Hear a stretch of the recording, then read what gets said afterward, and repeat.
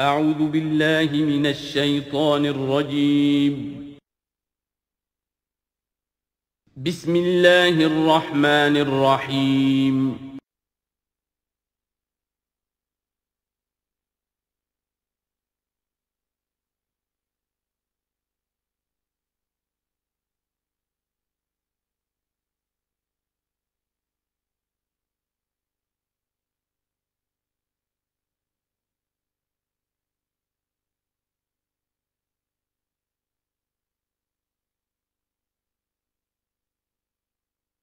اعوذ باللہ من الشیطان الرجیم بسم اللہ الرحمن الرحیم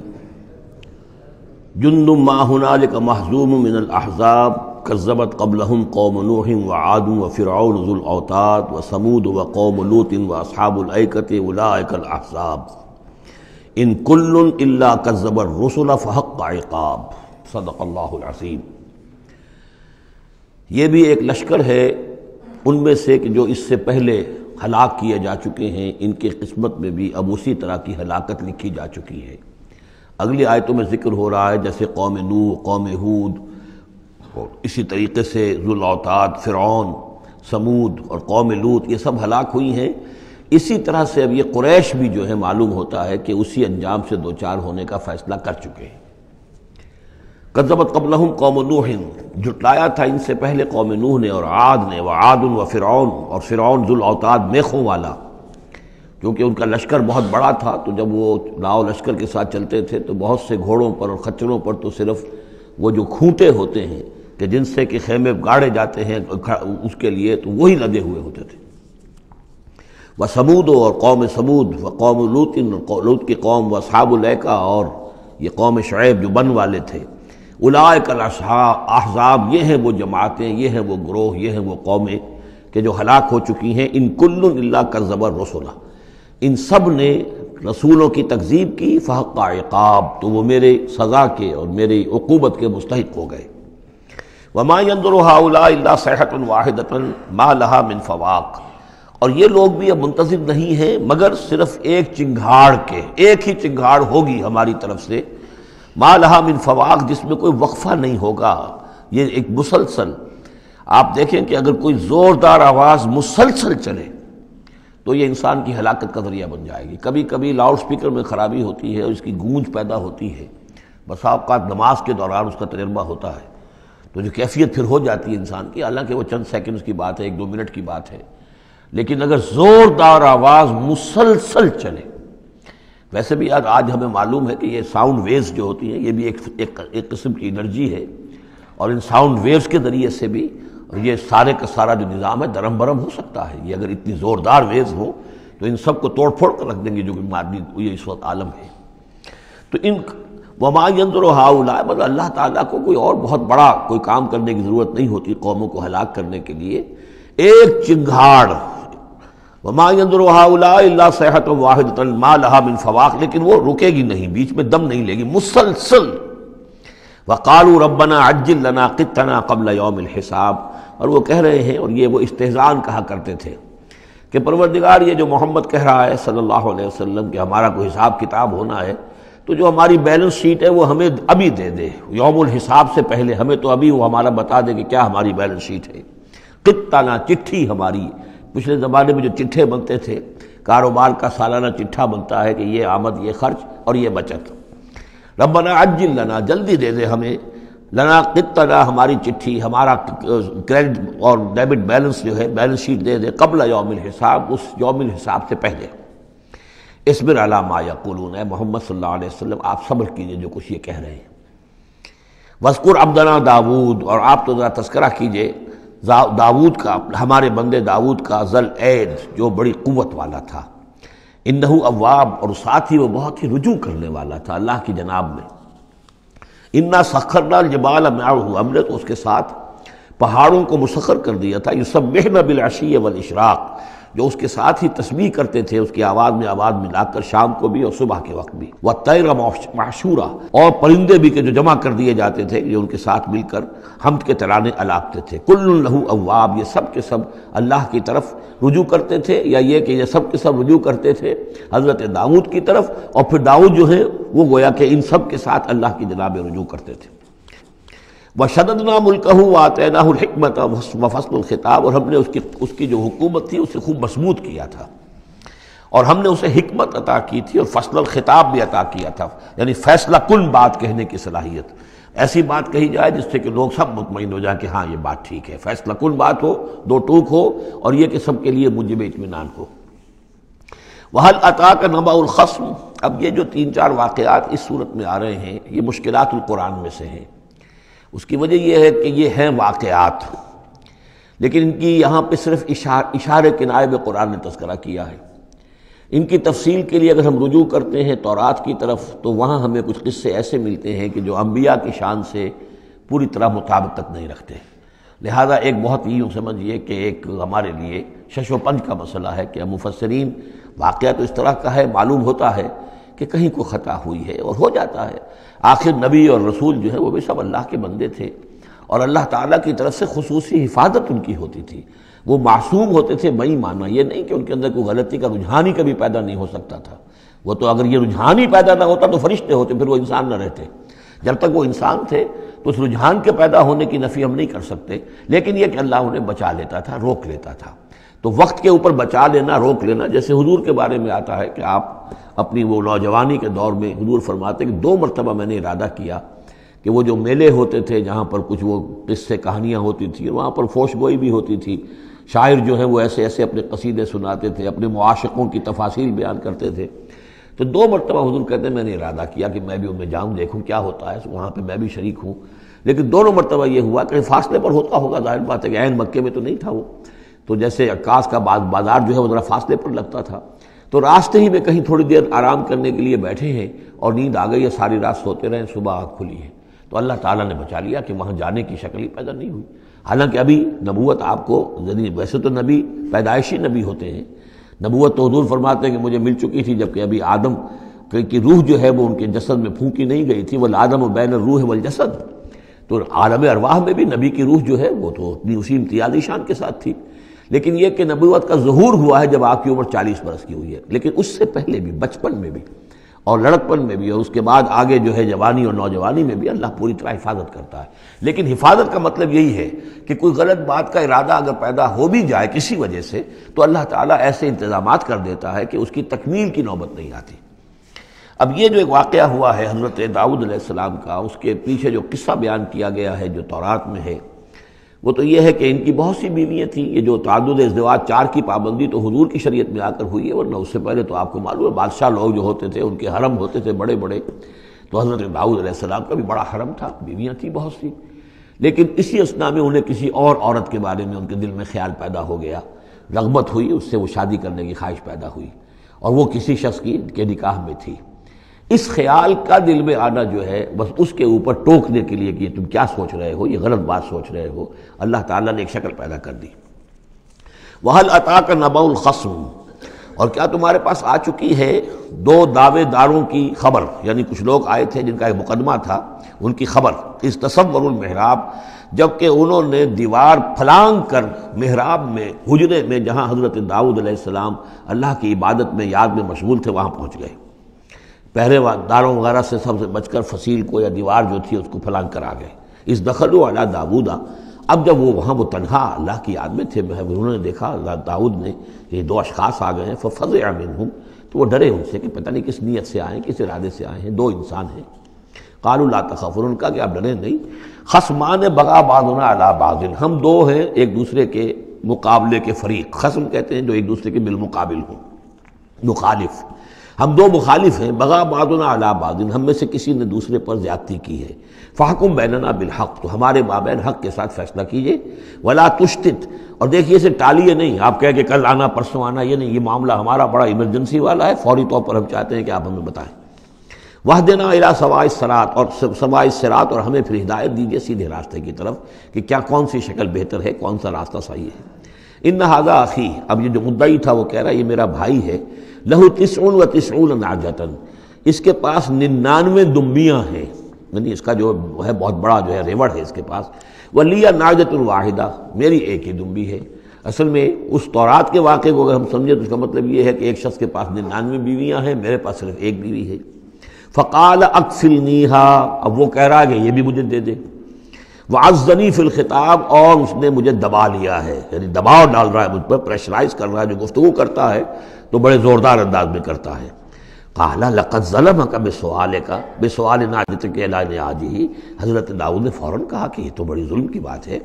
واقعتاً اس نے بہت ظلم کیا تمہارے اوپر کہ تمہاری دمبی جو ہے اب اس پر بھی اس کی نظر ہے، اور وہ اس کو چاہتا ہے تم سے لے لے اور اپنی دمبیوں میں اس کو بھی شامل کر لے، ریوڑ میں۔ وَإِنَّ كَثِيرًا مِنَ الْخُلَطَاءِ لَيَبْغِي بَعْضُهُمْ عَلَى بَعْضٍ، اور یقیناً جن لوگوں کا معاملہ مشترک ہوتا ہے، قریبی رشتہ دار ہوتے ہیں، قرابت دار ہوتے ہیں، جس کو پنجابی میں شریکہ کہتے ہیں، یہ شریکے والوں میں ہوتا ہی ہے کہ ایک دوسرے پر کوئی زیادتی کر بیٹھتے ہیں۔ وَإِنَّ الْخُلَطَاءَ كَثِيرًا مِنَ الْخُلَطَاءِ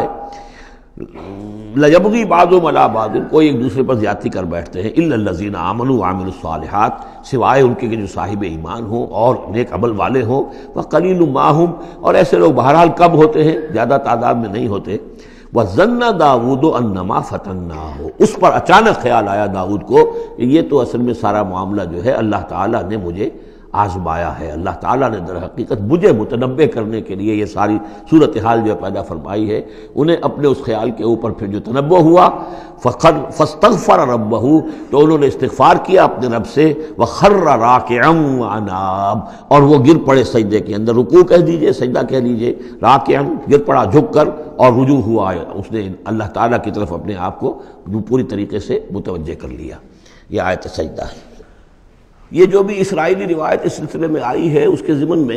حضرت عبداللہ ابن عباس رضی اللہ تعالیٰ عنہ کا ایک اثر بھی موجود ہے اسی نوعیت کا، یعنی ان کا قول بھی موجود ہے۔ اب یہ نہیں کہا جا سکتا کہ وہ مرفوع انہوں نے سنا ہو حضور سے،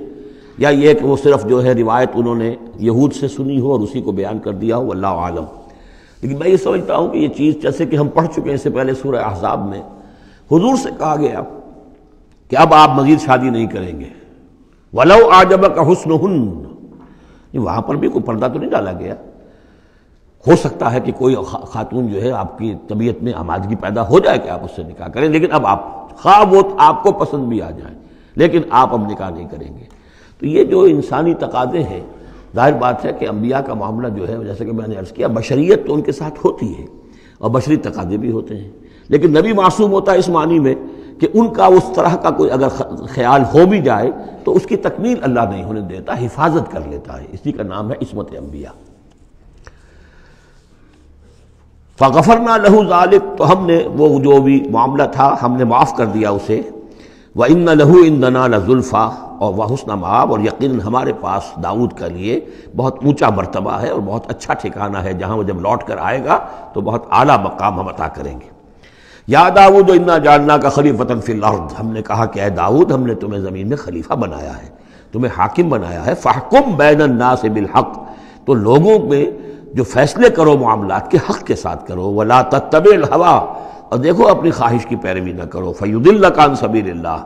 اگر اپنی خواہش کی پیروی کرو گے پھر تو وہ تمہیں لازماً گمراہ کر دے گی، بھٹکا دے گی اللہ کے راستے سے۔ ان الذین یضلون عن سبیل اللہ لہم عذاب شدید، یقیناً وہ لوگ جو بہک جاتے ہیں یا بھٹک جاتے ہیں اللہ کے راستے سے، ان کے لیے تو بڑا سخت عذاب ہے۔ بما نسوا یوم الحساب، یہ بھٹکنا ہوتا اسی لیے ہے کہ انہیں آخرت یاد نہیں رہتی،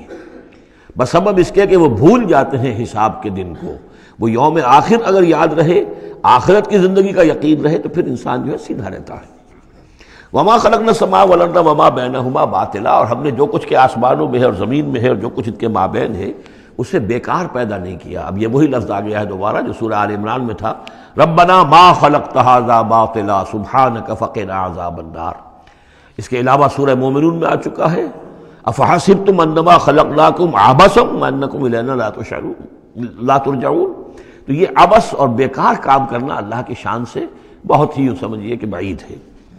ذالک ظن الذین کفروا، یہ گمان تو ان لوگوں کا ہے جنہوں نے کفر کیا ہے۔ فویل للذین کفروا من النار، تو ہلاکت اور بربادی اور تباہی ہے ان کافروں کے لیے آگ کی۔ ام نجعل الذین آمنوا وعملوا الصالحات کالمفسدین فی الارض، ذرا یہ سوچیں کیا ہم ان لوگوں کو جو ایمان لائے اور جنہوں نے نیک عمل کیے بنا دیں گے ویسا جیسا کہ وہ لوگ ہیں کہ جنہوں نے زمین میں فساد مچایا؟ یعنی یہ سوچو کہ دنیا میں کچھ لوگ ہیں نیکوکار ہیں، بھلائی کے کام کر رہے ہیں، کچھ ہیں بدماش ہیں، شریر ہیں، بد امنی پیدا کرتے ہیں، لوٹ مار کرتے ہیں، لوگوں پر ظلم کرتے ہیں، تو اگر آخرت نہ ہو تو پھر تو بڑا ظلم ہو گیا۔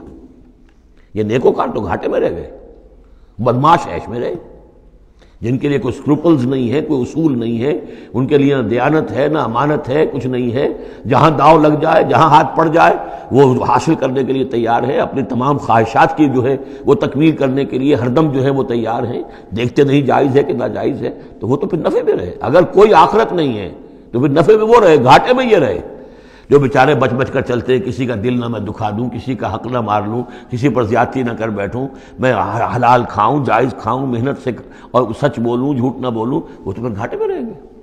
آخرت ہونا لازمی ہے، اس کا تو مطلب یہ ہے کہ پھر دنیا بیکار پیدا ہوئی۔ اگر آخرت نہیں ہے تو پھر انسانی زندگی کا، خصوصاً انسان میں جو اخلاقی حص ہم نے پیدا کی ہے، یہی تو ہے جو حیوان میں اور انسان کے درمیان بہت بڑا فرق ہے۔ ان کی جبلت ہے صرف، باقی کوئی اخلاقی حص ان کے اندر نہیں ہے، لیکن انسان کے اندر تو اخلاقی حص ہے، جبلت بھی ہے اور اخلاقی حص بھی ہے۔ تو اس اخلاقی حص کا نتیجہ کیا نکلا؟ الٹا نکل رہا ہے، تو نتیجتاً دلغوف ہونا چاہیے۔ ام نجعل الذین آمنوا وعملوا الصالحات کالمفسدین فی الارض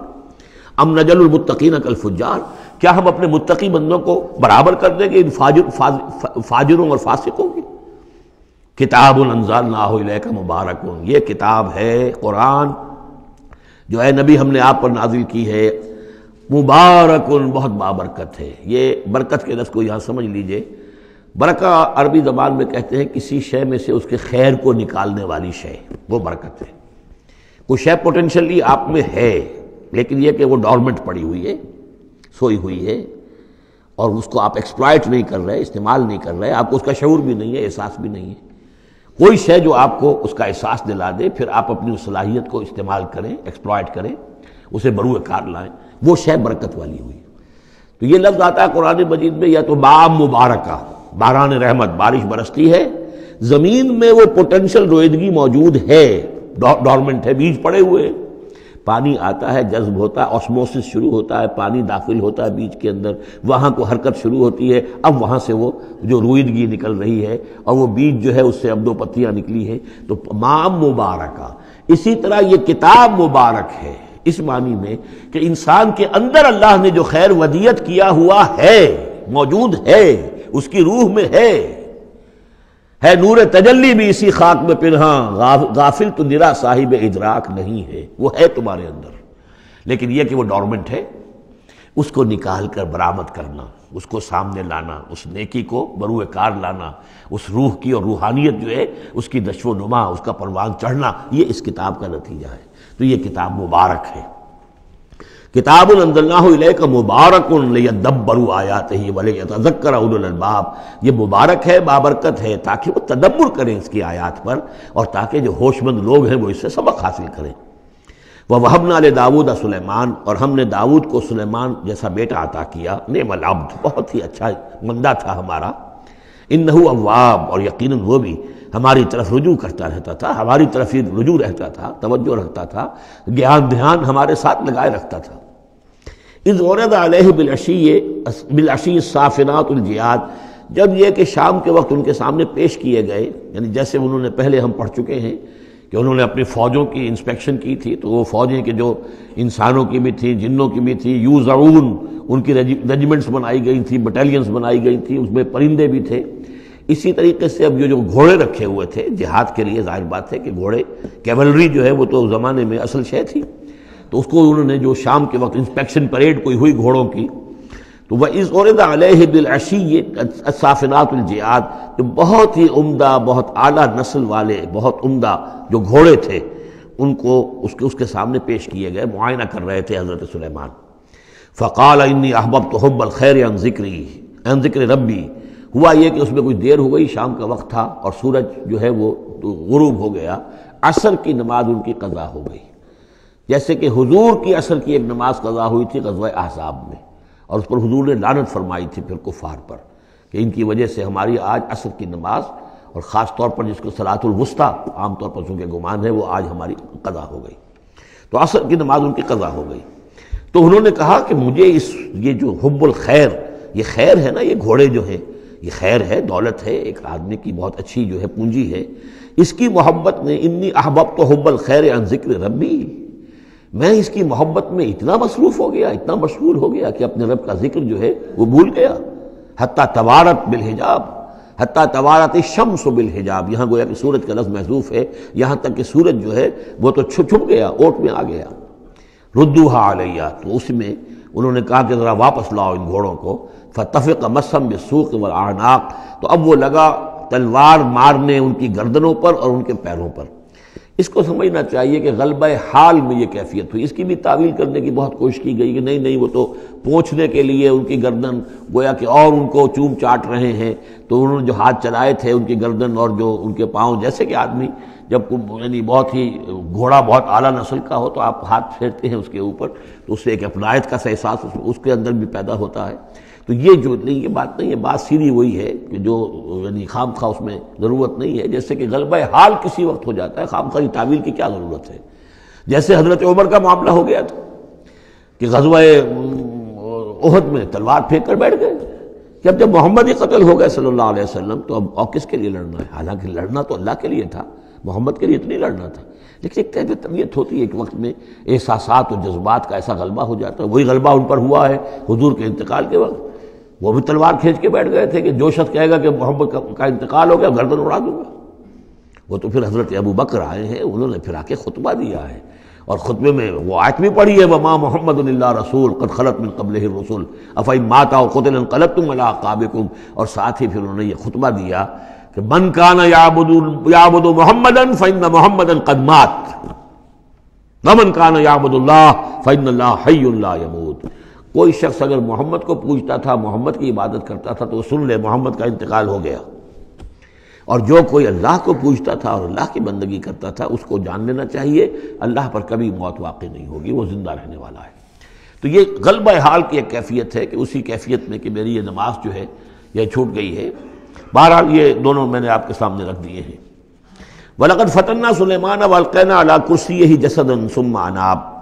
اس معاملے میں تو ایک جو ہے یعنی مرفوع حدیث موجود ہے جس کا کہ اب ذکر ہو رہا ہے یہاں پر، حضرت سلیمان سے ایک اور بھی ایک موقع پر اسی طریقے کا کہ خطا کہہ دیجئے، جیسے کہ خطا حضور سے ہو گئی تھی، سورہ کہف میں ہم پڑھ چکے ہیں کہ جب سوال کیا گیا بتائیے کون ہیں اصحاب کہف، کون تھے، ان کا واقعہ کیا ہے، اور وہ ذوالقرنین کون، آپ کہتے ہیں ٹھیک ہے میں کل بتا دوں گا، اس لیے کہ روزانہ حضرت جبرائیل آتے تھے، میں پوچھ لوں گا اور مجھے جواب مل جائے گا، میں تمہیں دے دوں گا۔ لیکن کئی دن تک حضرت جبرائیل نہیں آئے۔ اب پھر دیکھیے کہ آپ کی جان جو ہے وہ ضیق میں آ گئی کہ نہیں آ گئی، لوگوں نے تالیاں پیٹ دی، بس چھٹی گم ہو گئی، کہاں ہے اب تمہاری وہ وحی، اور کہاں تمہارے پاس وہ ذریعہ علم۔ اس کے بعد پھر وحی نازل ہوئی تو ساتھ ہی وہ آیت بھی سورہ کہف میں نازل ہوئی وَلَا تَقُولَنَّ لِشَيْءٍ إِنِّي فَاعِلٌ ذَلِكَ غَدًا إِلَّا أَن يَشَاءَ اللَّهُ۔ آئندہ کبھی اے نبی کسی بھی کام کے بارے میں کبھی ہرگز یہ نہ کہیے گا یہ کام میں کل کر دوں گا مگر اس استثناء کے ساتھ اگر اللہ نے چاہا، انشاءاللہ، اگر انشاءاللہ میرا ارادہ ہے انشاءاللہ میں یہ کام کر دوں گا، انشاءاللہ کے بغیر۔ ہم لوگ جو کہتے رہتے ہیں تو ہماری کوئی حیثیت نہیں ہے کہ اس پر پکڑا جائے ہمیں، لیکن جو بڑے لوگ ہوتے ہیں، جو عظیم شخصیات ہوتی ہیں، تو ان کے لیے یہ معاملہ جو ہے وہ اتنا ہی سخت ہوتا ہے اللہ کا، پھر ان کی گرفت بھی ہوتی ہے تو چھوٹی چیز پر ہوتی ہے، بڑے لوگوں کی چھوٹی چیز پر بھی بڑی سخت گرفت ہوتی ہے، یہ قاعدہ قانون ہے۔ تو اسی طرح کا معاملہ انشاءاللہ ہی کہنے کا معاملہ ہو گیا ہے کہ جو بھول گئے یا کسی وجہ سے حضرت سلیمان کا اصل میں ان کا کوئی معاملہ ہوا، اپنے کچھ سپہ سالاروں سے ناراض ہوئے ان سے، اور انہوں نے سمجھا کہ شاید تم یہ سمجھتے ہو کہ میری جو طاقت اور حکومت ہے وہ تمہارے ہی بل پر قائم ہے، میں آج اپنی تمام ازواج کے پاس جاؤں گا اور ان سب سے میں صحبت کروں گا اور سب سے جو ہے وہ اولاد ہوگی، اور میرے اتنے جو ہیں وہ جوان ہاتھ پھر پیدا ہو جائیں گے تاکہ یہ کہ میں تمہارا شاید اتنا پھر میں دست نگر نہ رہوں۔ اس طرح سے انہوں نے کچھ کہا، اور ساری اس ایک رات میں اپنی تمام بیویوں کے ساتھ انہوں نے صحبت کی، لیکن یہ کسی بیوی کو حمل نہیں ہوا، ایک کو ہوا تو اس کا بھی کوئی بچہ جو ہے ادھورا سا، وہ 7 ماسہ ہوگا 6 ماسہ ہوگا، وہ پیدا ہوا، دائی نے لا کر ان کے تخت پر رکھ دیا، اور شاید اس کا چرچا بھی ہو گیا تھا کہ انہوں نے یہ بات کہی تھی، تو اب پورے گویا کے درباریوں میں بھی اس کی شہرت تھی کہ دیکھیں اب کیا ہوتا ہے ان کے ساتھ، تو اس معاملے میں انہیں کچھ سبکی اٹھانی پڑی، وہ ہے واقعہ جو یہاں بیان ہو رہا ہے۔ وَلَقَدْ فَتَنَّا سُلَيْمَانَ، اور اسی طرح ہم نے فتنے میں ڈالا تھا سلیمان کو، وَأَلْقَيْنَا عَلَىٰ كُرْسِيِّهِ جَسَدًا ثُمَّ أَنَابَ، اور ہم نے اس کے تخت پر ایک ایسا جسد لا کر لوتھڑا سا ڈال دیا تھا، وہ دائی نے لا کر ڈالا کہ یہ وہ آپ کی جو تھی قسم اس کا یہ نتیجہ ہے اللہ کی طرف سے۔ لیکن یہ کہ بہرحال انہوں نے اس پر بھی توبہ کی، بلکہ یہاں تک روایت میں آتا ہے کہ فرشتے نے یاد بھی دلانے کی کوشش کی انہیں کہ انشاءاللہ کہیے، لیکن کیا اس وقت کیا کیفیت تھی ان کی جذباتی کہ انہوں نے وہ بات نہیں کہی، اور اس پر پھر اللہ تعالیٰ نے گویا کہ تنبیہ کرنا ضروری سمجھا۔ قال رب اغفر لی وہب لی ملکا، اب اس پر انہوں نے اللہ سے اناب رجوع کیا اور دعا کی پروردگار مجھے معاف فرما دے میری خطا، وہب لی ملکا لا ينبغی لأحد من بعدی، اور مجھے ایسی حکومت عطا فرما، تیرا جو مجھ پر کرم ہے اور میرے والد پر جو کرم تو نے کیا، جو ہم دونوں پر احسانات کیے ہیں، یہ دعا ہم پڑھ چکے ہیں، رب اعوذنی ان اشکر نعمتک التی انعمت علی وعلی والدی وان اعمل صالحا، یہ حضرت سلیمان کی دعا پہلے آ چکی ہے۔ وَهَبْ لِي مُلْكًا لَا يَنبَغِي لِأَحَدٍ مِّن بَعْدِي، مجھے ایسی حکومت عطا فرما کہ جو میرے بعد کسی اور کے لیے ممکن نہ ہو۔ اور یہ واقعہ ہے کہ ان کی جو حکومت تھی وہ جنات پر بھی تھی، ان کی حکومت ہوا پر بھی تھی،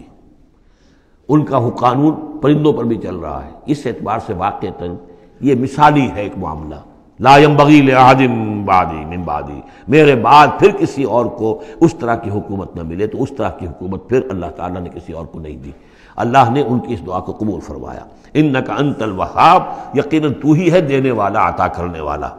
فسخرنا لہ الریح تجری بامرہ رخاء حیث اصاب، تو ہم نے ہوا کو بھی اس کے لیے مسخر کر دیا، اس کے حکم پر وہ چلتی تھی، اس کے حکم سے چلتی تھی بڑی ہی نرمی اور آہستگی کے ساتھ، جہاں بھی وہ پہنچنا چاہتا تھا، یعنی ہوا کی ڈائریکشن بھی ان کے اختیار میں، اور وہ ہوا جو ہے پھر ان کے سفینوں کو لے کر سمندروں کے اندر بھی جدھر وہ جانا چاہتے تھے وہ آرام کے ساتھ لے کر جاتی تھی۔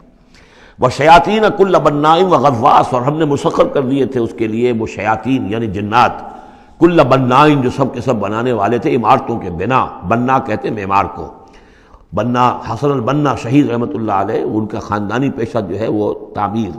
وہ معمار خاندان سے تھے، اور عربوں میں کوئی اس میں آر نہیں ہوتا۔ آپ سعودی عرب میں جائیں گے سقا، اب وہاں پہ کوئی صاحب ہوں گے جن کے جد امجد جو ہیں وہ حرم کے اندر کہیں پانی پلاتے تھے لوگوں کو، ساقی کے کام کر سقا، وہ اپنے نام کے ساتھ سقا لکھتے، انہیں کوئی وہ نہیں۔ خباز نان بائی خاندان چلا رہا ہے، خبازوں کا خاندان ہے، نان بائی ہے، تو کام کے اندر تو پیشے میں عیب نہیں رکھیے نہ فرحات کو نام، سیدھی سی بات ہے۔ تو وہ بنا، وہ ان کے لیے تھے معمار، وغواص اور غوطہ خور، غوطہ کرنے والے، سمندروں میں غوطہ لگا کر اور وہاں سے موتی وغیرہ نکالنے والے، وآخرین مقررین فی الاسفاد، جو لوگ تو رہتے تھے، اور کچھ اور قوم ہوتی تھی کہ جو جکڑی ہوئی زنجیروں میں، یہ جنات کی طاقت جو ہے ایک نفری وہ ہوتی تھی جو رکھی رہتی تھی کہ جہاں ایمرجنسی میں ضرورت ہو تو پھر ان کو وہاں سے استعمال کیا جائے۔ ھذا عطاؤنا، اور ہم نے ان سے کہہ دیا تھا اے سلیمان یہ ہماری عطا ہے تمہارے لیے، فمنن او امسک، چاہو تو یہ تقسیم کرو لوگوں کے اندر، لوگوں پر احسان بھی کرو، اور چاہو تو اپنے پاس رکھو بغیر حساب۔ بہرحال ہم نے اس پر حساب کوئی نہیں رکھا، ہم تم سے اس پر کوئی حساب نہیں لیں گے۔ وَإِنَّ لَهُ عِندَنَا لَزُلْفَىٰ وَحُسْنَ مَآبٍ، اور یقیناً اس کے لیے ہمارے پاس بہت اونچا رتبہ بھی ہے اور بہت عمدہ ٹھکانہ بھی ہے، جب وہ لوٹ کر آئیں گے تو ان کو وہاں پر بہت عمدہ ٹھکانہ ملے گا۔ وَاذْكُرْ عَبْدَنَا أَيُّوبَ إِذْ نَادَىٰ رَبَّهُ أَنِّي مَسَّنِيَ الشَّيْطَانُ بِنُصْبٍ وَعَذَابٍ، اور ذرا یاد کیجئے، ذکر کیجئے حضرت ایوب کا علیہ السلام، ہمارا بندہ ایوب، جب اس نے پکارا اپنے رب کو، انی مسنی الشیطان بنصب وعذاب، کہ شیطان نے مجھے چھوت لگا دی ہے، بڑی تکلیف اور ایذا اور تکلیف، اور اس کی بیماری تھی، جلدی کوئی بیماری تھی جس کی وجہ سے سارا جسم جو ہے گل گیا تھا، اور اس درجے اس میں کوئی تعفن بھی تھا، کیڑے بھی پڑ گئے تھے کہ ان کی اہلیہ، بیوی، بچے ایک وقت تک تو انہوں نے خدمت کی جب تک کی، پھر بعد میں آ کر سب ہمت ہار کر ان کو چھوڑ کر چلے گئے تھے۔ تو گویا کہ اس قسم و پرسی کے عالم میں پھر انہوں نے یہ دعا کی، تو اللہ تعالیٰ نے فرمایا کہ ارکض برجلک، ذرا اپنا پاؤں مارو زمین پر، ھذا مغتسل، یہ اب تمہارے اس ایڑی کے جو زور سے جو چشمہ ہم نے نکال بہایا ہے، یہ تمہارے نہانے کے لیے ہے، بارد و شراب، ٹھنڈا ہے، اور پینے کے لیے بھی ہے۔ تو شاید جس کو ہم کہتے ہیں گندھک کا کوئی چشمہ نکل آیا ہو، جو کہ جلدی امراض کے لیے چشمے ہوتے ہیں جہاں جاتے ہیں لوگ، جلدی امراض کے لوگ جا کر وہاں جا کر نہاتے ہیں تو اس سے شفا ہوتی ہے، تو اللہ نے اس کے اندر وہ شفا ان کے لیے رکھ دی، وہ ٹھیک ہو گئے۔ وَوَهَبْنَا لَهُ أَهْلَهُ وَمِثْلَهُم مَّعَهُمْ، اب پھر ان کی اولاد بھی اور ان کی اہل و عیال سب واپس بھی آ گئے، اور یہ کہ مزید بھی ہم نے انہیں اور اہل و عیال عطا کیے، مِثْلَهُم مَّعَهُمْ رحمتًا مِنَّا، یہ سب ہماری جانب سے رحمت کا مظہر تھا، وذکریٰ، اور یاد دہانی اور نصیحت، لِأُولِي الْأَلْبَاب، ہوش مند لوگوں کے لیے۔ وَخُذْ بِيَدِكَ رِزْقًا، کسی موقع پر اپنی بیوی سے ناراض ہو کر ان کا تھا کہ میں تمہیں 100 کوڑے لگاؤں گا یا 100 تمہیں ماروں گا کمچیاں. تو غصے میں آ کر اب وہ قسم کھا لی اس کے اوپر. لیکن یہ کہ اب جب ٹھیک ہو گئے, بیوی بھی آ گئی, اب کیا کریں, وہ اس قسم توڑیں یا اس قسم کا کیا شکل کریں. تو اللہ نے اس کے لیے بھی انہیں ایک شکل بتا دی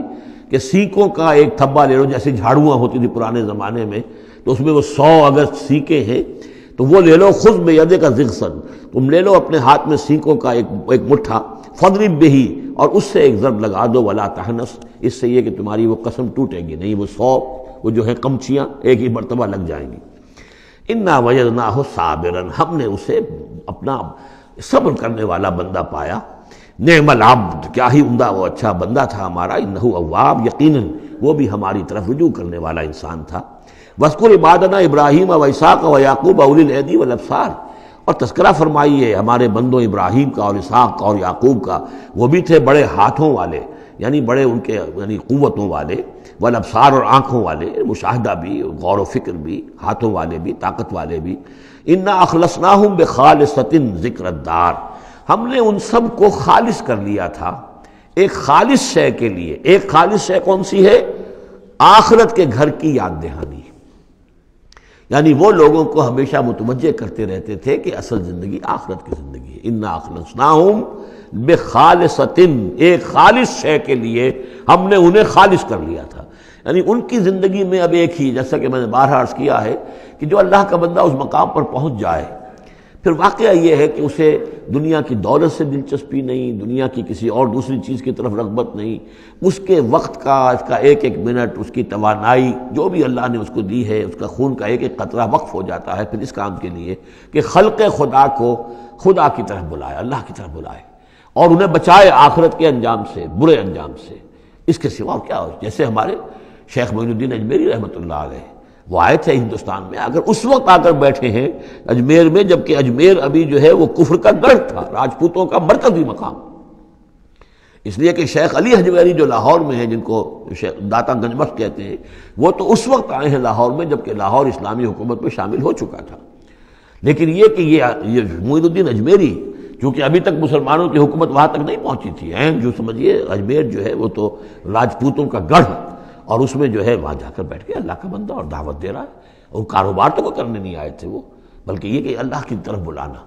تو اس کے لیے ہم نے خالص کر لیا تھا. جو بھی اللہ کا بندہ اپنے آپ کو اس کے لیے خالص کر لے, وہ گویا کہ اللہ تعالیٰ کے مصطفین میں سے ہو جاتا ہے. وہ لفظ آگے آ رہا ہے, انا اخلصناہم بخالصۃ ذکر الدار وانہم عندنا لمن المصطفین الاخیار, اور یقیناً وہ ہمارے ہاں, ہمارے نزدیک وہ بڑے چنے ہوئے لوگ ہیں, اچھے لوگوں میں سے, نیک لوگوں میں سے چنے ہوئے لوگ, چنیدہ لوگ. جو شخص اپنی زندگی کا ہدف اسی کو بنا لے, مقصد اسی کو بنا لے, جینا مرنا اسی کے لیے ہو جائے, تو ظاہر بات ہے کہ اللہ تعالیٰ کے یہاں پر اس کا اونچا مقام ہے. وذکر اسماعیل والیسع وذکر الکفل, اور ذکر کیجئے اسماعیل کا بھی اور یسع. اب ان کے بارے میں صحیح طور پہ ہم کچھ نہیں کہہ سکتے, یہ دو جو ہیں یسع اور ذوالکفل. ذوالکفل کے بارے میں تو میں عرض کر چکا ہوں کہ ایک گمان یہ ہے, اور مجھے اس سے اتفاق ہے کہ یہ گوتم بدھ کی طرف اشارہ ہے, وہ اللہ کے نبی تھے. ذوالکفل, پے یہاں فے سے بدل گیا ہے. کپل وستو کا شہزادہ, سدھارتھا گوتما بدھا. بدھا تو اصل میں اس کا لقب ہے جو بعد میں بن گیا ہے, سدھارتھ اس کا نام تھا, سدھارتھا گوتما بدھا. اور کپل وستو کی ریاست تھی, اس کا یہ شہزادہ تھا. وَكُلُّ مِنَ الْأَخْيَارِ, یہ سب کے سب بھی بڑے ہی عمدہ لوگوں میں سے تھے. هَذَا ذِكْرٌ, یہ ایک ذکر ہے, یہ ایک تذکرہ ہے. وَإِنَّ لِلْمُتَّقِينَ لَحُسْنَ مآب, اور یقیناً ان متقین کے لیے, تمام متقین کے لیے بہت ہی اچھی جگہ ہے لوٹنے کی, آنے کی, اچھا ٹھکانہ ہے. جنات عدن, وہ باغات کے جو رہنے والے ہوں گے, ریزیڈنشل ہوں گے, بسنے والے. مفتحۃ لہم الابواب, جن کے دروازے ان کے لیے کھلے رکھے گئے ہوں گے. یہ اس سے بھی آگے بھی آئے گا سورہ زمر میں بھی کہ جنتوں کا معاملہ یہ ہے کہ اس کے دروازے کھلے ہوں گے جنتیوں کے استقبال کے لیے. جیسے کہ مہمان کے لیے جب آپ کو اس کا استقبال کرنا ہو تو یہ تو نہیں کرتے دروازے بند کر کے بیٹھ جائیں کہ وہ آ کے دستک ہی دے گا تبھی کھولیں گے, اس کا تو انتظار ہو رہا ہوتا ہے, تو دروازے کھلے ہوتے ہیں. لیکن جہنم کے بارے میں یہ آتا ہے کہ جب مجرم پہنچ جائے گا, جیسے جیل کا دروازہ ہوتا ہے, جب وہاں پہنچ جائے گا پھر وہ دروازے کھولے جائیں گے. یہ مضمون جو ہے سائملٹینیس کنٹراسٹ کی شکل میں جو ہے وہ آئے گا سورہ زمر میں. ان کے لیے دروازے کھلے رکھے جائیں گے جنات عدن کے. متکئین فیہا یدعون فیہا بفاکہۃ, اور اس میں وہ ٹیک لگا کر بیٹھے ہوں گے اور وہ آرڈر دیں گے, یدعونا آرڈر دیں گے، مانگیں گے، طلب کریں گے اس میں بفاکہۃ، میوے بھی، کثیرۃ، کثرت سے، و شراب، اور مشروبات بھی، عمدہ سے عمدہ مشروبات، وعندہم قاصرات الطرف اتراب، اور ان کے پاس ہوں گی ایسی ان کی بیویاں کہ جو نیچی نگاہ والی ہوں گی اور ہم عمر ہوں گی۔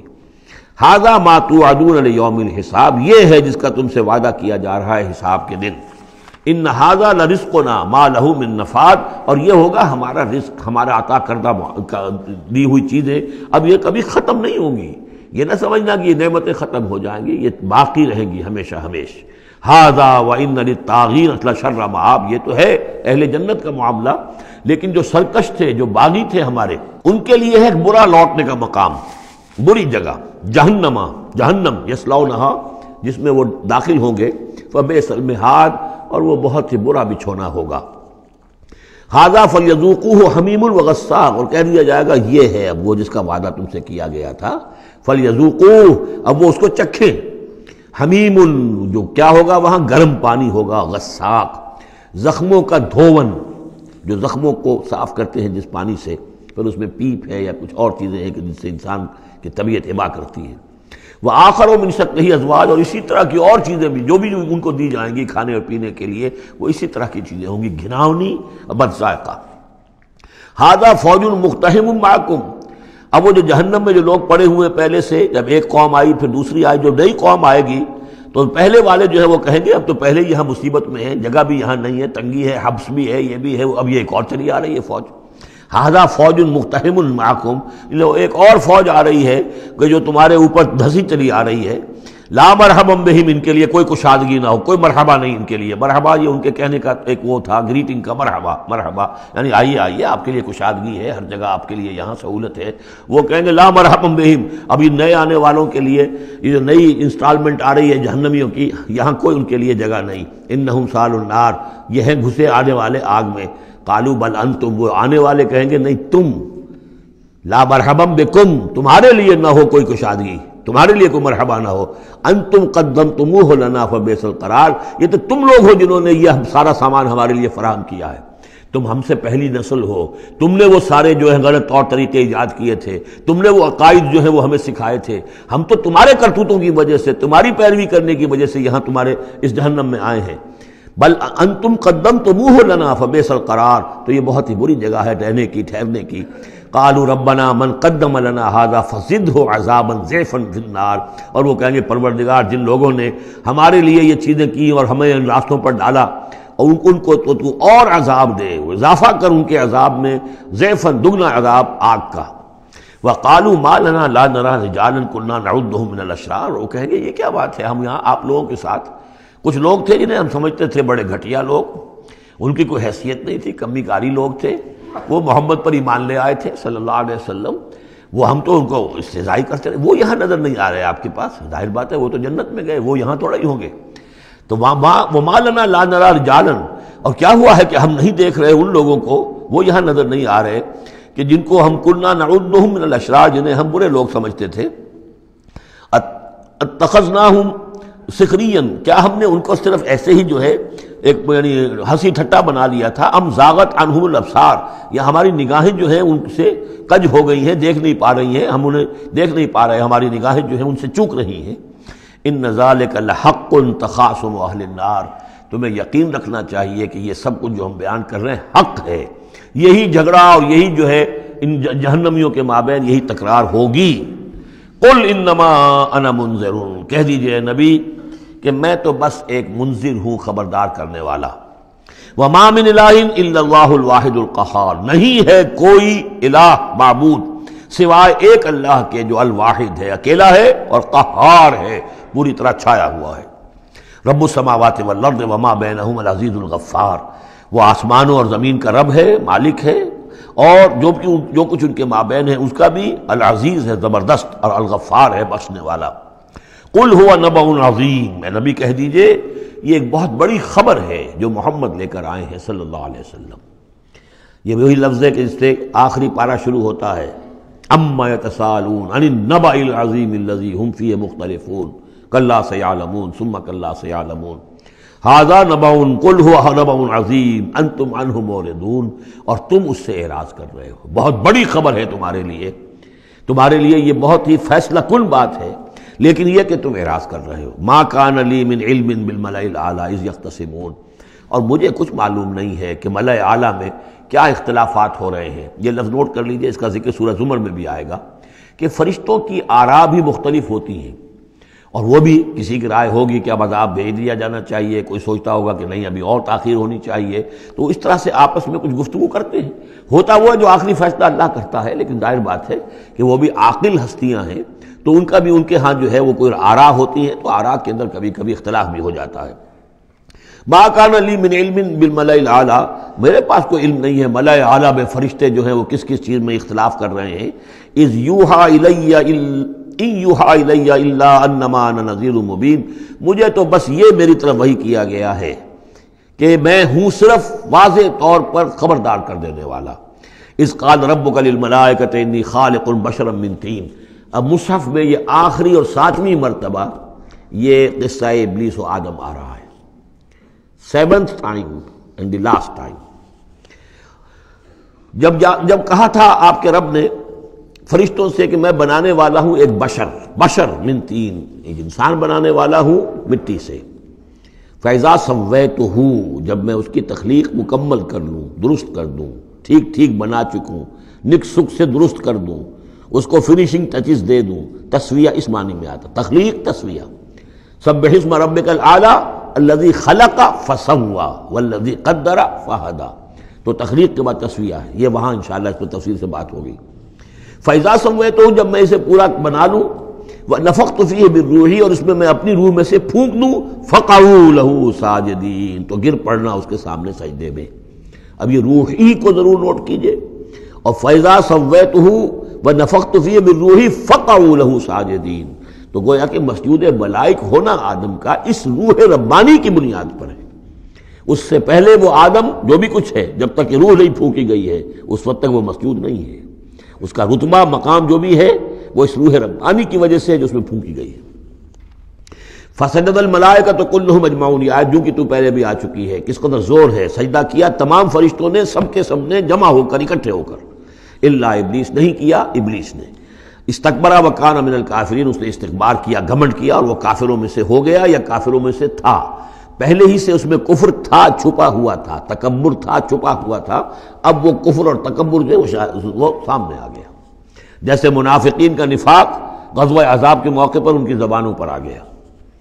قال یا ابلیس ما منعک ان تسجد لما خلقت بیدی، اور کہا اللہ نے اے ابلیس کیا ہوا تجھے، کس چیز نے منع کیا، کس چیز نے روکا کہ تو سجدہ نہ کرے اس کو جسے میں نے اپنے دونوں ہاتھوں سے بنایا ہے۔ اب یہ یدیہ جو ہے یہ خاص طور پر قابل غور ہے، دونوں ہاتھوں سے بنانے سے کیا مراد ہے؟ یا تو قرآن میں ایدی بھی آتا ہے، اپنے ہاتھوں سے، ایدی نہ، تو وہ تخلیق جو ہم نے ان کے لیے جو بنائے ہیں، چوپائے بنائے، اپنے ہاتھوں سے بنائے ہیں، ہم لہا مالکون، یہ سورہ یاسین میں آ چکی ہے، لیکن دونوں ہاتھوں سے بنانا میرے نزدیک اس کا مطلب یہ ہے کہ دو عالم جو ہیں، عالم خلق اور عالم امر، ان دونوں کو اللہ نے جمع کیا ہے آدم میں اور انسان میں۔ ایک ہی ہستی ہے اللہ، الا لہ الخلق والامر، خلق اور امر دونوں اسی کے ہیں، یہ دونوں عالم اسی کے تسلط میں ہے، اسی کی حکومت قائم ہے، امر پر بھی، عالم امر اور عالم خلق پر بھی۔ اب فرشتہ صرف عالم خلق سے متعلق ہے، اس کا اس عالم امر سے متعلق ہے، اس کا کوئی وہ حیوانی جسد نہیں ہے، اس کی کوئی بھوک نہیں ہے، اس کو کوئی پیاس نہیں ہے، اس میں کوئی نر اور مادہ نہیں ہے، ان کے کوئی جنسی جذبہ کچھ نہیں، عالم امر کی شے۔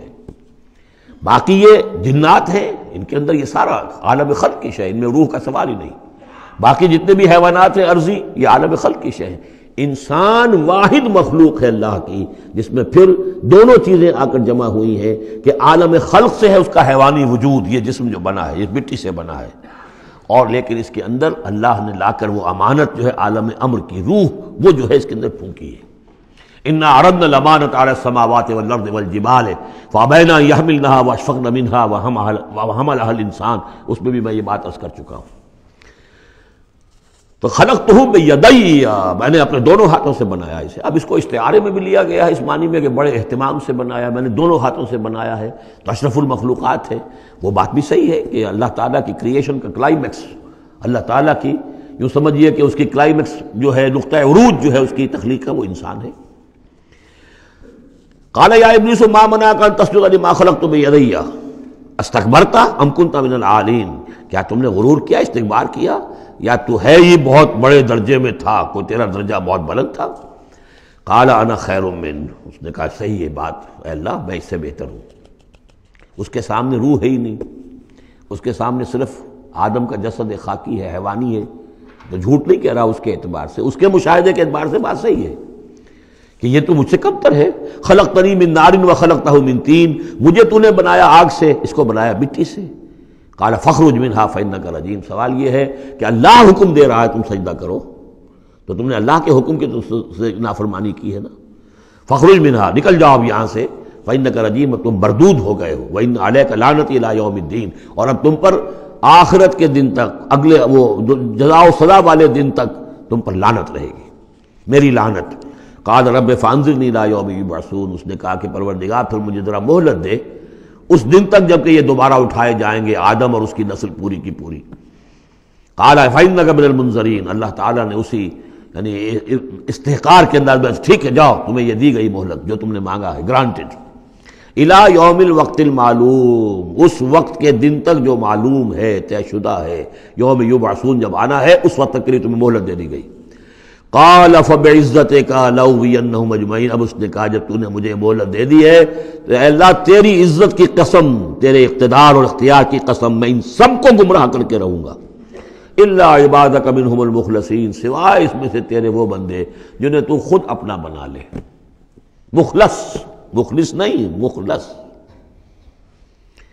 قال فالحق والحق اقول، اب حق ہے اور میں تو کہتا ہی حق ہوں، میری ہر بات حق ہوتی ہے۔ لَأَمْلَأَنَّ جَهَنَّمَ مِنْكَ وَمِمَّنْ تَبِعَكَ مِنْهُمْ أَجْمَعِينَ، تو میں بھی بھر دوں گا پھر جہنم کو تجھ سے، اور جو بھی ان میں سے تیری پیروی کریں گے ان سب سے جہنم کو بھر کر رہوں گا۔ قُلْ مَا أَسْأَلُكُمْ عَلَيْهِ مِنْ أَجْرٍ، اب یہ بات بتا کے اب حضور سے کہا جا رہا ہے نبی کہیے میں نے تم سے اس پر کوئی اجرت تو نہیں مانگی، میں تمہیں یہ خبریں سنا رہا ہوں، غیب کی وحی جو مجھے آ رہی ہے وہ سنا رہا ہوں، ازل کے جو واقعات ہیں جو اس وقت ہوئے تھے وہ باتیں بتا رہا ہوں، تو میں نے تو اس پر کوئی تم سے اجرت نہیں مانگی، تم سے کوئی انعام طلب نہیں کیا۔ قُلْ مَا أَسْأَلُكُمْ عَلَيْهِ مِنْ أَجْرٍ وَمَا أَنَا مِنَ الْمُتَكَلِّفِينَ، اور یہ بھی تم جانتے ہو، اچھی طرح جانتے ہو، قَدْ لَبِثْتُ فِيكُمْ عُمُرًا، میں تمہارے مابین ایک عمر گزار چکا، میں متکلف نہیں ہوں۔ متکلف کون ہے؟ تکلف کرنے والا۔ اب تکلف ہر اعتبار سے ہوتا ہے، ایک جیسے ہم جسے کہتے ہیں ایک شاعر ہوتا ہے فطری شاعر، اور ایک متشاعر ہوتا ہے۔ وہ شاعر فطری نہیں ہوتا، وہ بڑی محنت کرتا ہے، جوڑ توڑ کے کوئی سیکھتا ہے، عروض سیکھتا ہے، یہ سیکھتا ہے، کوئی الفاظ کا ذخیرہ جو ہے جوڑتا ہے، پھر وہ کچھ شعر کہتا ہے، وہ تکلف کے ساتھ شعر کہنا۔ ایک ہے جسے آپ کہتے ہیں آمد، اور ایک وہ ہے کہ آورد، بڑی محنت سے مشقت سے کوئی آپ نے کمپوز کیا ہے۔ تو میری زندگی میں تم نے تکلف کا کوئی شائبہ دیکھا ہی نہیں آج تک،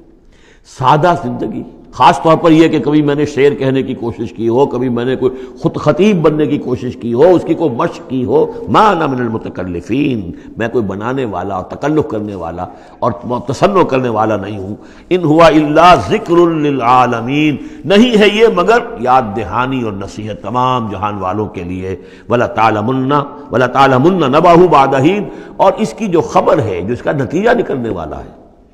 جیسے سورۃ الطارق میں فرمایا انہ لقول فصل وما هو بالهزل،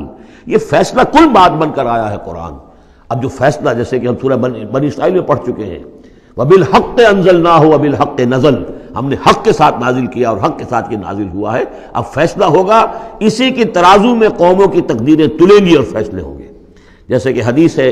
حضرت عمر بن الخطاب سے رضی اللہ تعالی عنہ کہ حضور نے فرمایا ان اللہ یرفع بہذا الکتاب اقواما ویضع بہ آخرین، اللہ تعالیٰ اسی کتاب کی بدولت قوموں کو عروج پر پہنچائے گا اور اسی کو ترک کرنے کی وجہ سے قعر مذلت میں گرا دے گا۔ تو فرمایا ولا تعلمن نبأہ بعد حین، کچھ دیر کے بعد اس کی اصل خبر ان کو پہنچ جائے گی کہ اس کا نتیجہ کیا نکلتا ہے۔ یہاں وہ 5 صورتیں ختم ہو گئی ہیں اس دوسرے، بلکہ جیسا کہ میں نے عرض کیا تھا کہ یہ جو گروپ ہے چوتھا، یہ 13 صورتیں مکیات ہیں اس کے اندر۔ ان میں 5 ہیں یہ سورہ یاسین بالکل وسط میں، ان 5 میں 2 ادھر ہیں، دونوں الحمدللہ سے شروع ہوئی ہیں، سورہ سبا، سورہ فاطر۔ دو ادھر ہیں سورہ صافات اور صاد، اس میں بھی صاد آیا ہے، صافات کے ساتھ اس کی مناسبت ہے۔ اس کے بعد 8 صورتیں وہ آ رہی ہیں کہ جن کو ہم سمجھیں گے اس جو اس وقت کا ترتیب ہے مصحف کی، کہ کورسپونڈنگ ترتیب جو ہے وہ ہے سورہ الفرقان سے لے کر اور سورہ سجدہ تک جو 8 صورتیں آئی تھیں، گویا کہ اسی طرح کی 8 صورتیں یہ آ رہی ہیں۔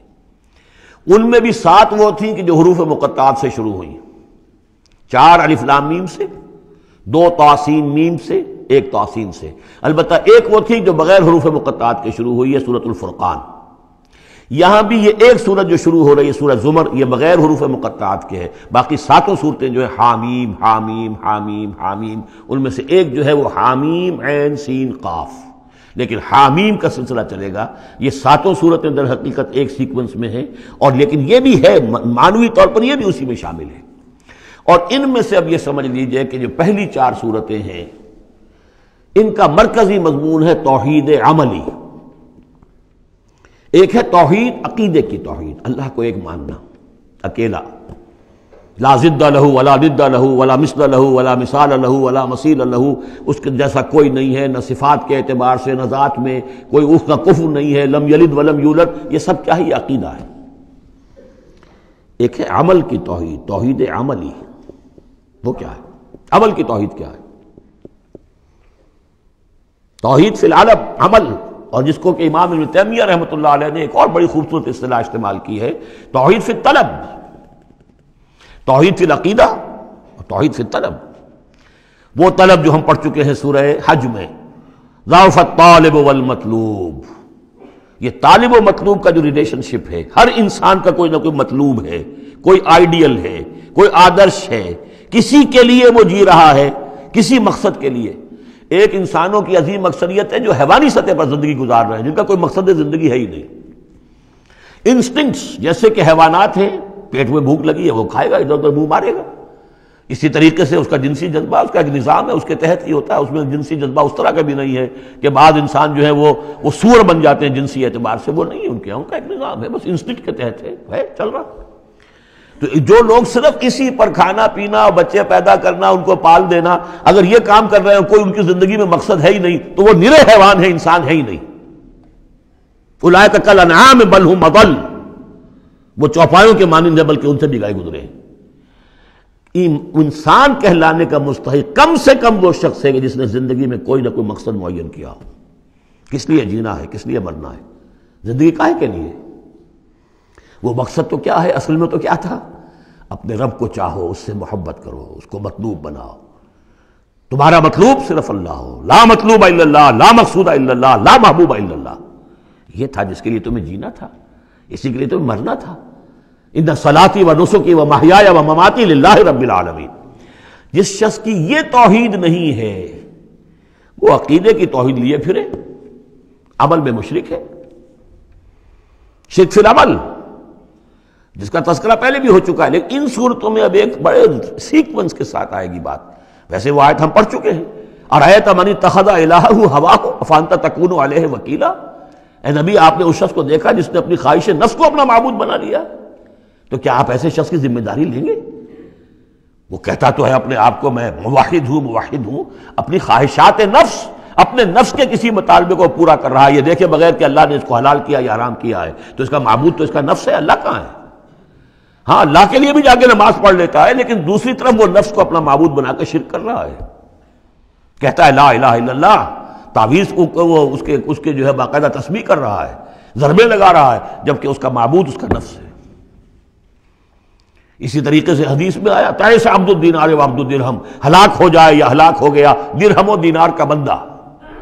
نام عبد الرحمن ہے، حقیقت میں عبد الدینار ہے، اس لیے کہ دینار کے لیے حلال اور حرام کی ساری اس نے تقسیم ختم کر دی ہے۔ ڈالر آئے، پیٹرو ڈالر آئے، کچھ اور آئے، دولت آئے، چاہے حلال سے آئے، حرام سے آئے، جائز سے آئے، ناجائز سے آئے، یہ تو پھر معبود کون ہوا؟ دولت۔ ہندو میں اور آپ میں فرق کیا ہے؟ ہندو نے دولت کی دیوی بھی بنا کر ایک رکھ لی ہے، وہ لکشمی بائی ہے ان کی، اس کو پوجتے ہیں، دنڈوت کرتے ہیں، اس کی کرپا ہو جائے گی تو دولت ہو جائے گی۔ ہم نے کہا ہٹاؤ اس تکلف کو، اس لکشمی بائی کو ہٹاؤ، سیدھے دولت کو پوجو،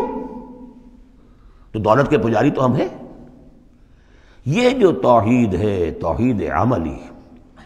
اس کا جو پہلا نقطہ ہے اللہ کی بندگی کی توحید، توحید فی العبادت، بندگی صرف اللہ کی ہو، یعنی کل کی کل اطاعت اس کے لیے ہو، باقی اطاعت اس کی اطاعت کے تابع ہو۔ باپ کا حکم مانو، ہاں، جو شریعت کے خلاف نہ ہو مانو، ماں کا مانو، استاد کا مانو، حاکم کا مانو، جو حکم اللہ کے حکم کے منافی نہ ہو۔ لا طاعت لمخلوق فی معصیت الخالق، مخلوق میں سے کسی کی اطاعت نہیں ہوگی جس سے کہ خالق کی معصیت لازم آ رہی ہو۔ اگر یہ نہیں ہے اور مخلوق میں سے کسی کی بھی اطاعت آپ نے قبول کر لی ہے جس میں کہ خالق کی معصیت آ رہی ہے تو یہ شرک ہے، چاہے وہ مخلوق آپ کا اپنا نفس ہو، چاہے وہ کوئی حکام ہو، چاہے وہ کوئی اور ادارہ ہو، کوئی بھی ہو، وہ سب طاغوت ہیں۔ تو پہلی یہ سورہ زمر ہے، اس میں آپ دیکھیں گے کس تکرار کے ساتھ بات آ رہی ہے، اللہ کی بندگی، لیکن اس کے لیے اپنی اطاعت کو خالص کرتے ہوئے بندگی۔ چند آیتیں اس کی ہم پڑھ لیتے ہیں، ویسے یہ کہ وقت بہت کم ہے۔ بسم اللہ الرحمن الرحیم، تنزیل الکتاب من اللہ العزیز الحکیم۔ اگلی صورت شروع ہوگی تنزیل الکتاب من اللہ العزیز العلیم، صرف اتنا فرق ہوگا، یہ دونوں صورتیں جوڑے کی ہیں، آپس میں جوڑا ہے، حکیم اور علیم کا فرق ہے صرف، تنزیل الکتاب من اللہ العزیز الحکیم، تنزیل الکتاب من اللہ العزیز العلیم۔ اور یہاں حامیم نہیں ہے، وہاں سے حامیم شروع ہو جائے گا، جیسے سورۃ الفرقان بغیر حروف مقطعات کے ہے، باقی ساتوں صورتیں جو تھیں وہ ہم گن چکے ہیں وہ حروف مقطعات سے۔ اس کتاب کا اتارا جانا ہے اس اللہ کی طرف سے جو العزیز ہے، زبردست ہے، اور الحکیم ہے، کمال حکمت والا۔ انا انزلنا الیک الکتاب بالحق، اے محمد ہم نے آپ پر یہ کتاب اتاری ہے حق کے ساتھ۔ فاعبد اللہ مخلصا لہ الدین، بس بندگی کرو اللہ کی، اس کے لیے اپنی اطاعت کو خالص کرتے ہو۔ بندگی ہو رہی ہے، نمازیں پڑھی جا رہی ہیں، عمرے ہو رہے ہیں، حج ہو رہے ہیں، یہ ہو رہا ہے، وہ ہو رہا ہے، اور طاغوت کی اطاعت بھی ہو رہی ہے، حرام خوری بھی ہو رہی ہے، جو کچھ سارا کچھ چل رہا ہے ہماری زندگیوں کے اندر، سودی لین دین بھی ہو رہا ہے، وہ سب کیا ہے؟ یہ تو خالص بندگی تو نہ ہوئی اللہ کی، یہ تو بڑی پولیوٹڈ ہے، اس کے اندر تو بڑی بڑی گندگیاں شامل ہیں۔ فاعبد اللہ مخلصا لہ الدین، اس کے لیے اپنی اطاعت کو خالص کرتے ہو۔ الا للہ الدین الخالص، آگاہ ہو جاؤ، اللہ کے ہاں قبول ہے صرف وہ اطاعت جو خالص ہو۔ کچھ آدھی اللہ کی آدھی کسی اور کی، دفع کرو، وہ آدھی یہ بھی اسی کو دے دو۔ اللہ بہت غیور ہے، وہ قبول نہیں کرتا۔ میرا بننا ہے تو پورے میرے بنو، یا ایھا الذین آمنوا ادخلوا فی السلم کافہ، اسلام میں داخل ہونا پورے کے پورے آنا پڑے گا۔ اور اگر تم نے یہ کیا، افتؤمنون ببعض الکتاب وتکفرون ببعض، ہماری کتاب کے ایک حصوں کو مانا، ہماری شریعت کے بعض احکام کو مانا اور بعض کو ٹھکرا دیا، پاؤں تلے رون دیا۔ فما جزاء من يفعل ذلك منكم الا خزي في الحیاۃ الدنیا ویوم القیامۃ یردون الی اشد العذاب۔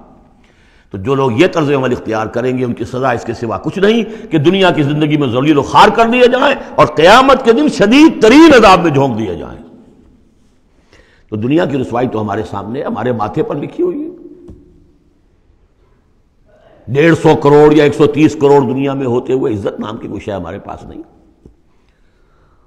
جو بھی بین الاقوامی معاملات ہیں ان میں کوئی ہم سے کوئی رائے لیتا ہی نہیں۔ الا للہ الدین الخالص، آگاہ ہو جاؤ کہ اللہ کے ہاں مقبول اگر ہوگا تو دین خالص۔ والذین اتخذوا من دونہ اولیاء، اور وہ لوگ جنہوں نے اللہ کے سوا کچھ اور کو اولیاء بنایا ہوا ہے، ما نعبدہم الا لیقربونا الی اللہ زلفیٰ، اور کہتے ہیں ہم نہیں ان کو نہیں پوجتے، ہم تو اصل میں اللہ ہی کو پوجتے ہیں، ان کو صرف اس لیے پوجتے ہیں کہ یہ ہمیں اللہ سے قریب کر دیں گے، یہ ہمارے یہ وسیلے ہیں، ان کے ذریعے سے ہم اللہ کے قریب ہو جائیں گے، اس لیے پوجتے ہیں۔ ان اللہ یحکم بینہم فیما ہم فیہ یختلفون، یقیناً اللہ تعالیٰ فیصلہ کر دے گا ان کے مابین ان تمام چیزوں میں جن میں یہ اختلاف کر رہے ہیں۔ ان اللہ لا یہدی من ہوا کاذب کفار، اللہ تعالیٰ ہرگز ہدایت نہیں دیتا ان کو جو جھوٹے ہوں اور ناشکرے ہوں، کفار۔ لو اراد اللہ ان یتخذ ولدا لاصطفى مما یخلق ما یشاء سبحانہ، اگر اللہ کا واقعی ارادہ ہوتا کہ وہ کسی کو اولاد بنائے تو ٹھیک ہے، اپنے جو مخلوق ہے ان میں سے جس کو چاہتا چن لیتا، اس لیے کہ اس کے ہاں اولاد کا تو تصور نہیں ہے، اس کی اولاد کوئی ہے ہی نہیں، ایک خالق ہے، باقی سب مخلوق ہیں۔ تو فرشتے بھی مخلوق ہیں، تو اللہ کو ضرورت کیا پڑی ہے کسی کو اپنا بیٹا بنانے کی یا بیٹی بنانے کی؟ سبحانہ، وہ پاک ہے، هو اللہ الواحد القہار، وہ تو اللہ ہے، اکیلا ہے، قہار ہے، اور خود چھایا ہوا ہے کل کائنات کے اوپر، کل تخلیق، کل مخلوقات کے اوپر اس کی حکومت قائم ہے۔ بارک اللہ لی ولکم فی القرآن العظیم ونفعنی وإیاکم بالآیات والذکر الحکیم۔